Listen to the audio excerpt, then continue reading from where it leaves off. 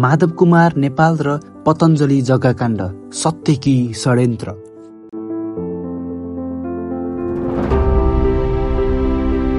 नेपालको राजनीति जहिले पनि विवादित रहन्छ, तर अहिलेको कुरा फरक छ।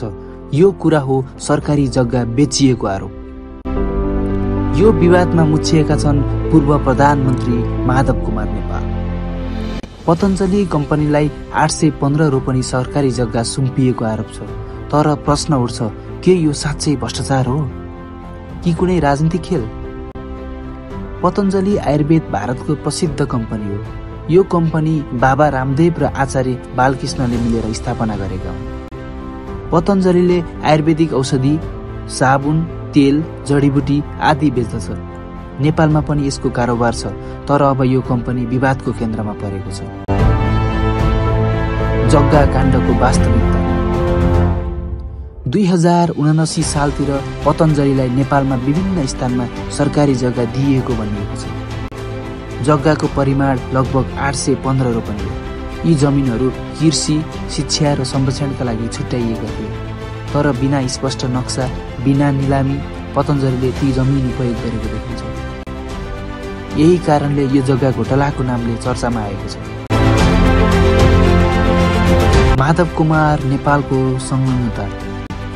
पूर्व प्रधानमन्त्री माधव कुमार नेपालमाथि आरोप लागेको छ कि उनको पालामा पतञ्जलिलाई सहायता पुर्याइयो। उनी आफै वा नातेदारको संलग्नतामा जग्गा पास गरिएको भनिएको छ। तर उनले भने, म निर्दोष छु, मलाई बदनाम गर्न यस्तो हल्ला फैलाइएको। तर जनता र मिडिया यो विषयमा गम्भीर प्रश्न उठाइरहेका छन्। यो घटनाले संसददेखि मिडियासम्म हलचल ल्याएको छ। विपक्षी नेताहरूले सरकारमाथि प्रश्न उठाएका छन्। किन विदेशी कम्पनीलाई यसरी जग्गा दियो? कसैले भन्छन् भ्रष्टाचार भयो, कसैले भन्छन् यो राजनीति हो। तर सत्य के हो त्यो पत्ता लगाउन आवश्यक छ। सामाजिक सञ्जालमा ट्रेन्ड चलाइएको छ #StopCorruption।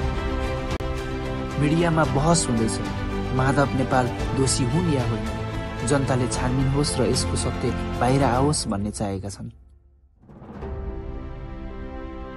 पतञ्जलि भारतीय कम्पनी भएकाले यस काण्डले नेपाल भारत सम्बन्धमा समेत असर पार्ने देखिएको छ।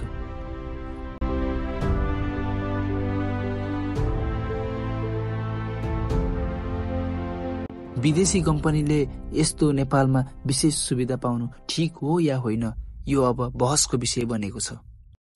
नेपाल सरकारले विदेशी लगानीलाई कसरी व्यवस्थापन गर्छ भन्ने कुरा पनि प्रश्न उठेको छ। छानबिन सुरु भइसकेको छ। अख्तियार महालेखा र अदालतले अनुसन्धान गरिरहेका छन्। यदि दोष प्रमाणित भयो भने दोषीहरूको कारबाही गरिनेछ। देशभर भ्रष्टाचार विरुद्ध आवाज उठिरहेको छ। अब यो मुद्दा कसरी अगाडि बढ्छ सबैको नजर त्यतै छ। यो केवल एक नेतामाथिको आरोप होइन, यो राष्ट्रकै सम्पत्तिको कुरा हो। हामी सबै नेपाली सतर्क हुनुपर्छ। सत्य के हो? न्याय चाहिने हो। यदि तपाईँ पनि सत्यको साथमा हुनुहुन्छ भने यस भिडियोलाई लाइक, शेयर र सब्स्क्राइब गर्न नबिर्सनुहोस्।